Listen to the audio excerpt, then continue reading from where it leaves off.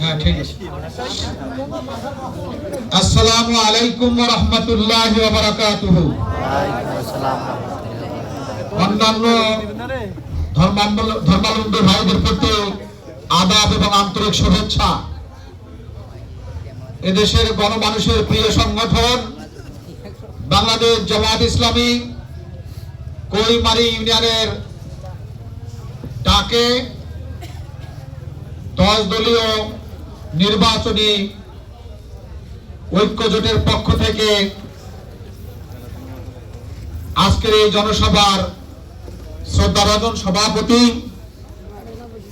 মঞ্চে অতিথি হিসাবে উপস্থিত আছেন জলঢাকা উপজেলা জামাতের সাবেক আমির, নীলফামারী জেলা জামাতের শুরা ও কর্ম পরিষদের অন্যতম সদস্য, বিশিষ্ট শিক্ষাবিদ ও সমাজসেবক প্রভাষক সাদের হোসেন, এনসিপির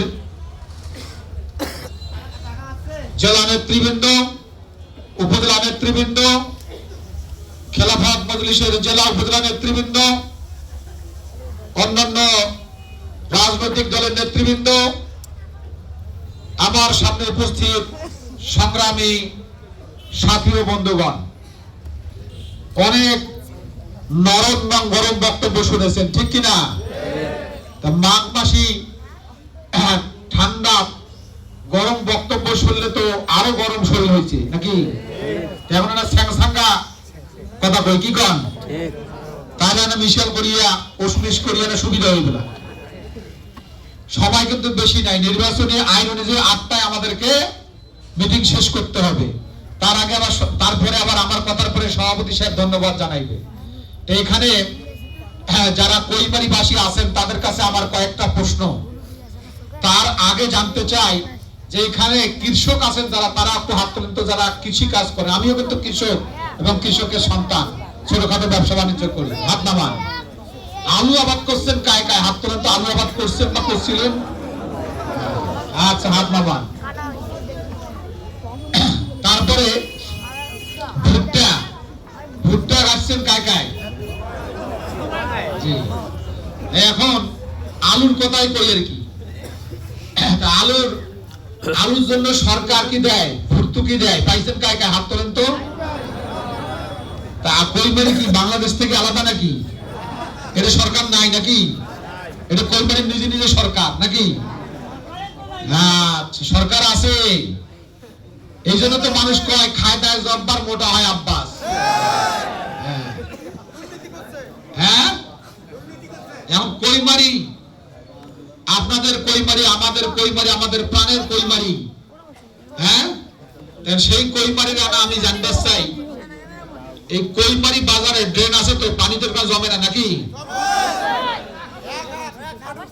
কৈমারির রাস্তা তো ঠকঠকা চকচকা নাকি? হ্যাঁ, তার কৈমারি বাজারে সরকারি ভাবে, সরকারি জায়গা, খাস জায়গা সরকার বাজার মার্কেট নির্মাণ করে দিছে। আধুনিক, যেটা আধুনিক হয় নাই। এই বিগত 54 বছরে দেশের জন্য কোন সরকার মনে হয় বাজেট টাজেট করে নাই। টাকা গেল কোনটে? এখন কৈমারি যে একটা বিশাল বড়, জলঢাকা উপজেলার মধ্যে সবচেয়ে বড় ইউনিয়ন, এইখানে কৈমারির ডিগ্রি কলেজ আছে? কামিল মাদ্রাসা আছে? নাই। সরকারি কোন স্কুল, সরকারি হাই স্কুল? আর এখানকার মসজিদ মন্দির সব একবারে আধুনিক হয়ে গেছে নাকি? নাই হয়। এরপরে ব্রিজ, কালভার্ট, তারপরে আপনাদের বিশেষ করে বাগপাড়া বাসীর তো এখন আর কোনো দুর্ভোগ নাই। হ্যাঁ, না বানক ভাসি যাওয়ার মতো অবস্থা। এখন আমার এই যে প্রশ্নগুলো আপনাদের কাছে করলাম, এই 54 বছরে একটা মতিয়া স্যার আছেন এখানে, তো ওনার বেটার ঘর যদি ওনার প্রতি মাসে মাসে 50,000 করে টাকা দেয়, 54 বছর ধরে দেয়, তারপরে বুড়ার সংসারের অভাব যায় না। তাই তাহলে কি সবাই কি করবে? কার দোষ দিবে? হ্যাঁ, যে বেড়া হয়ে তুলে টাকা দেয়, তারপর তোমার নুন নাই, তেল নাই, বাড়ির পিস ঝগড়া, তারপর তোমার ঘর দিয়ে পানি বসছে, তারপরে যেটা সেটা আছে ঘরের ফির কাটা কম্বল বিছনা বালিশ কিছু নাই, শিয়াল একটা ঢুকে আর এক পাশে বেড়ে যায়, এরকম বাড়ি এখন যদিও নাই, তো এইরকম অনেকে আছে এখনো। তারপরে এইরকম মানুষের আইন কাপ থাকার পরে যদি দুরবস্থা থাকে, তাহলে সেটা কি বিয়ে দিবেন? বেড়াক দিবেন? তাহলে বাংলাদেশের জন্য এত বরাদ্দ, খুলুস তুলুস বরাদ্দ, কিন্তু রাস্তা চাঙ্গা হয় না, রাস্তা ভাঙ্গা ছাড়া চাঙ্গা হয় না, বাজার ঘাট উন্নত হয় না। কারণ কি? বাংলাদেশে কি টাকার অভাব, মানুষের অভাব, দলের অভাব, নেতার অভাব? কোনো কিছুর অভাব নাই। কিসের অভাব? হ্যাঁ, সব নীতিবান আদর্শবান নেতার অভাব। এখন কি এটা চলবে এরকমই? পরিবর্তন দরকার আছে, পরিবর্তন দরকার আছে। এখন পরিবর্তন হওয়ার ক্ষেত্রে এই যে আপনার একটা আধুনিক কৈমারি, একটা সমৃদ্ধ কৈমারি, একটা উন্নত কৈমারি আপনারা চান, তাহলে এইটা যদি চান, এটা শুধু কৈমারি নয়, এটা আমরা সকল পুরা জল ঢাকাকে চাই। কি বলেন আপনারা? তাহলে এখানে বিগত 54 বছর ধরে আমরা যা দেখেছি, তার থেকে আমাদেরকে কি করতে হবে? বেরিয়ে আসতে হবে। যদি আপনার আমার স্বপ্নের কৈমারি আপনি নির্মাণ করতে চান, যদি একটা আধুনিক জল ঢাকা গড়ে তুলতে চান, তাহলে এই জল ঢাকায় দাঁড়িপাল্লার বিকল্প কিছু নাই, বিকল্প কিছু নাই, বিকল্প কিছু নাই। এখন আমি এই জন্য আপনাদের কাছে উদাত্ত আহ্বান জানাতে চাই যে আজকে বিগত সময়ে 10 বছর উপজেলা চেয়ারম্যান ছিলেন আপনাদের কৈমারির একজন আমার বড় ভাই, ছিলেন কিনা? উনি কিন্তু 10 বছরে ইচ্ছা করলে খালি সচিবালয়, তারপরে হলো স্বাস্থ্য মন্ত্রণালয়, শিক্ষা মন্ত্রণালয় এবং সরকারের যে বিভিন্ন মন্ত্রণালয় আছে, অধিদপ্তর আছে, পরিদপ্তর আছে, সেগুলো যদি খালি যোগাযোগ করলে হয়, তাহলে কৈমারি হয়তো বা জল ঢাকা উপজেলার মধ্যে সবচেয়ে একটা উন্নত কৈমারি হিসাবে আমরা পেতাম। উনি হয়তো বা এখানে একটা সুন্দর পুলিশ ফাঁড়ি উপহার দিতে পারতেন কিনা? সুযোগ ছিল না। এরপরে হলো যেটা, সেটা হচ্ছে আপনার আধুনিক একটা হাসপাতাল। এই এলাকা শৈলবাড়ি, কৈমারি, এই এলাকার মানুষের জন্য একটা কৈমারিতে মাঝখানে একটা 20 শয্যা 10,000 একটা হাসপাতাল কমপক্ষে কি করা সম্ভব ছিল কিনা? কিন্তু হইল না কেন? বললে তো কৈমারি মৌলভী সাহেবের মুখ খারাপ। হ্যাঁ, এরপরে আপনাদের এখানে রাস্তাঘাট, কৈমারি ইউনিয়নের 100% রাস্তাঘাট কি পাকা হয়েছে? এইটা তো কমপক্ষে করতে পারতেন কিনা? খালি যোগাযোগ করলে হইতো, যোগাযোগ করলে হয়ে যাইতো আর কি। এখন আমি আপনাদের কাছে যে আহ্বান জানাতে চাই, সেটি হচ্ছে, ওই কবি বলছে না, বারবার ঘুঘু তুমি খেয়ে যাবে ধান, কি ধান খাইতে দিবেন ঘুঘু বারবার? তাহলে সেই অবস্থা থেকে আপনাদেরকে বেরিয়ে আসতে হবে, সেই অবস্থা থেকে আপনাদেরকে সিদ্ধান্ত নিতে হবে। কারণ এখন হলো যে ভোটের মৌসুম, ভোটের পাইকারও বাড়াইছে। ভোটের পাইকার আছে আপনাদের?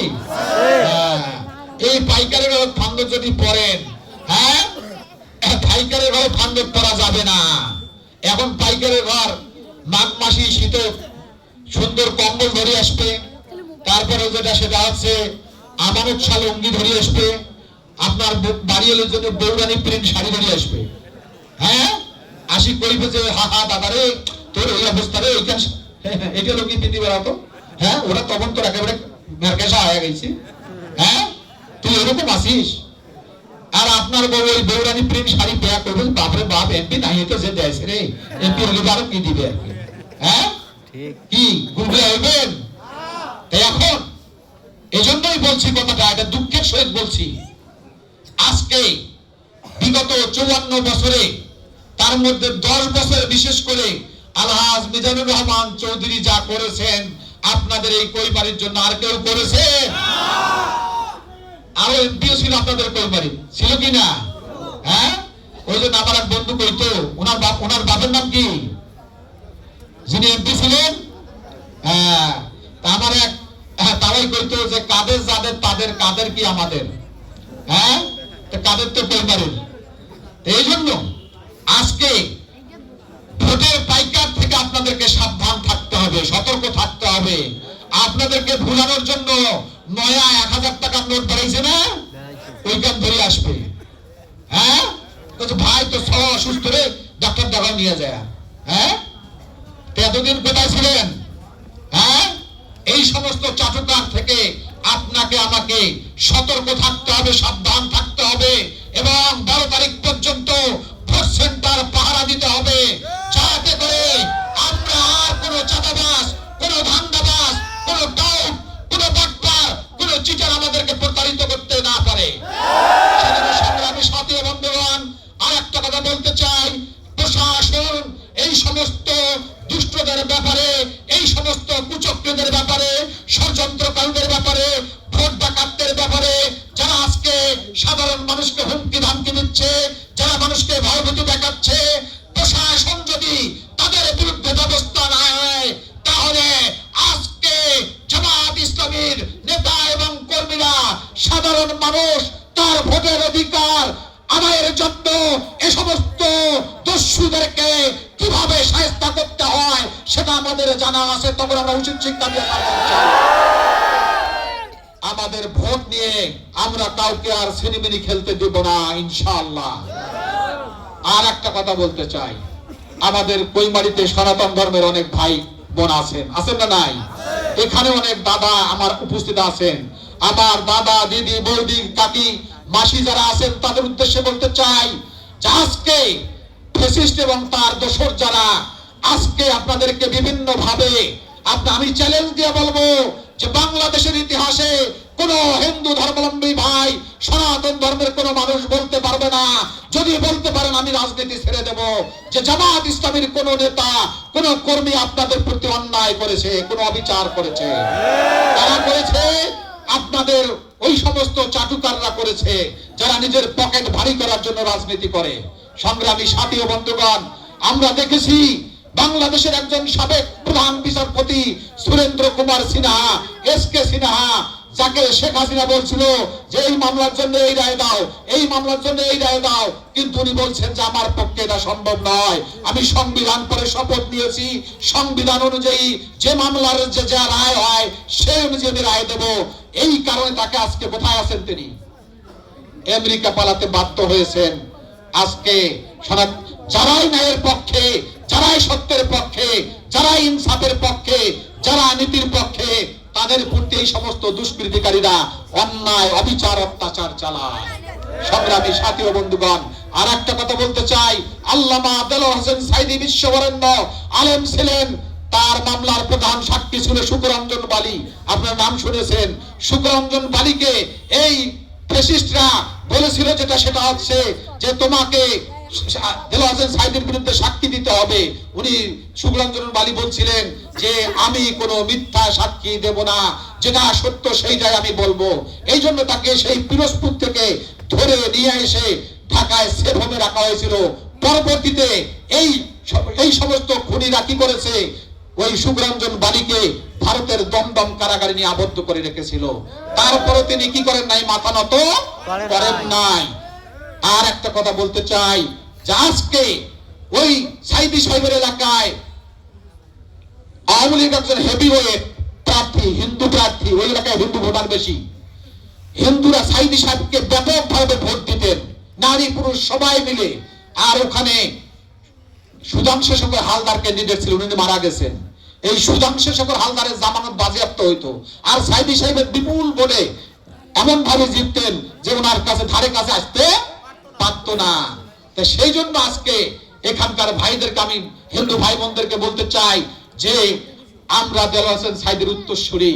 আমাদের দ্বারায় কেউ, আমাদের মার্কা হলো দাড়িপাল্লা, এক পাল্লায় হিন্দু, এক পাল্লায় মুসলমান, কোনো কম বেশি করা হবে না, কোনো 19-20 করা হবে না।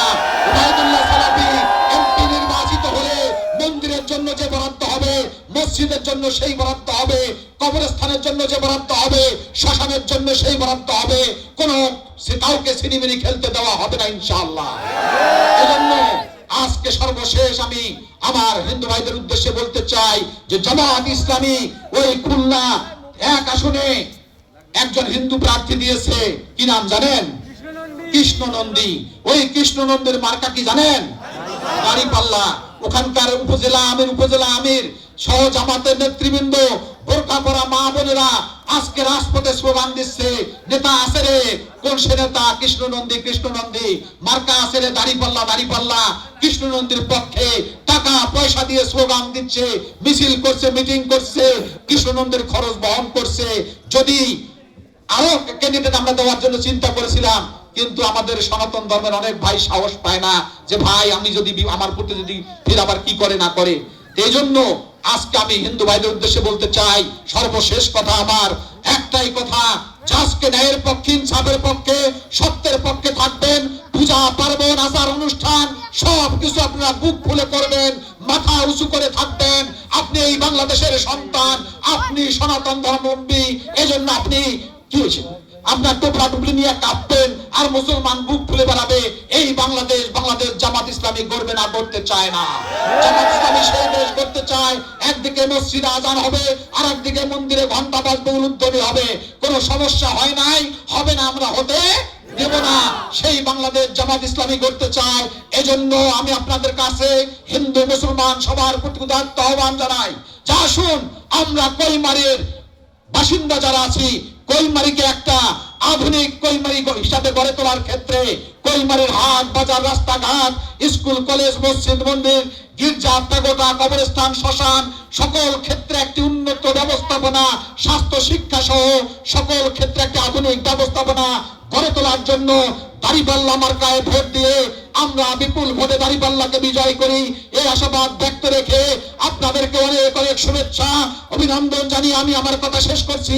বাংলাদেশ জিন্দাবাদ, বাংলাদেশ জামাত ইসলামী জিন্দাবাদ, দাঁড়িপাল্লা মার্কা জিন্দাবাদ, 11 দলীয় জোট জিন্দাবাদ। সবাইকে ধন্যবাদ।